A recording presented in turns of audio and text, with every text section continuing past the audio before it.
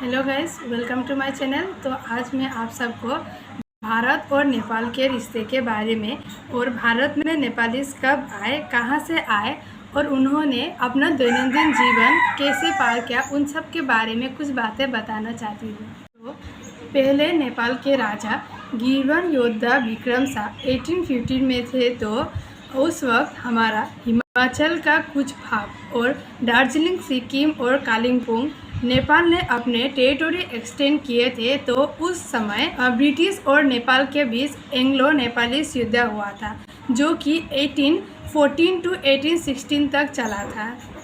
और इसी वार की वजह से दोनों देशों में बहुत ही ज़्यादा नुकसान भी हो गया था। और ब्रिटिश ने नेपाल के राजा के साथ बात करके एक ट्रीटी करने का उपाय भी सोचा और इसी ट्रीटी को सोगली ट्रीटी के नाम से जाने जाते थे। और इस संधि पर 2 दिसंबर 1815 को हस्ताक्षर किए गए थे और 4 मार्च 1816 को अनुमोदन किया गया था। इस संधि के लिए नेपाल की ओर से राजगुरु गजराज मिश्रा और ईस्ट इंडिया कंपनी की तरफ से लेफ्टिनेंट कर्नल पेरिस बोशोर ने हस्ताक्षर किए थे। हालांकि एंग्लो नेपाली वार में ब्रिटिश ने जीत हासिल की और सोगली संधि हुआ। उसके बाद फिर भी गोरखाओं का हिम्मत और साहस को सम्मान करते हुए ब्रिटिश ने गोरखाओं को ब्रिटिश आर्मी में रिक्रूट करने के लिए नेपाल के राजा के साथ स्पेशली बात की। सोगली संधि में मेनली बॉर्डर बाउंड्री के बारे में था, जो कि ब्रिटिश ने वेस्टर्न पार्ट का महाकाली नदी से लेके ईस्टर्न पार्ट का मेची नदी नेपाल और इंडिया के बॉर्डर लाइन डिक्लेयर कर दिए थे। और बदले में ब्रिटिश ने नेपालियों को सब्सिडी देने से वर्जित किया था और उसके साथ साथ ब्रिटिश ने नेपाल के जवानों को अपनी ब्रिटिश आर्मी में भर्ती करना भी शुरू कर दिया था। दूसरे साइड ब्रिटिश ने नेपाल के हिमाचल के कुछ भाग और सिक्किम, दार्जिलिंग भी अपना बनाया।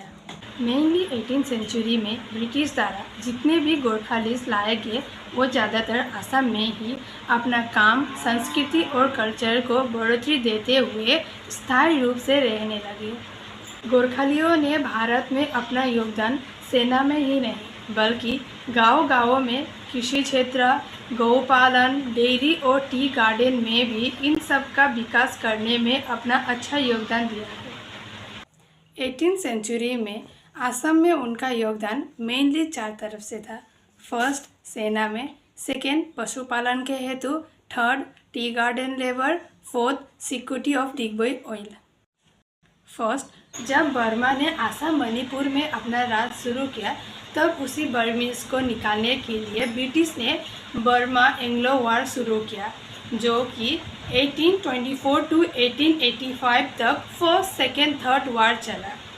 वार के दौरान नेपाल से नेपालियों को ब्रिटिश ने बहुत मात्रा में ब्रिटिश आर्मी में रिक्रूट किए।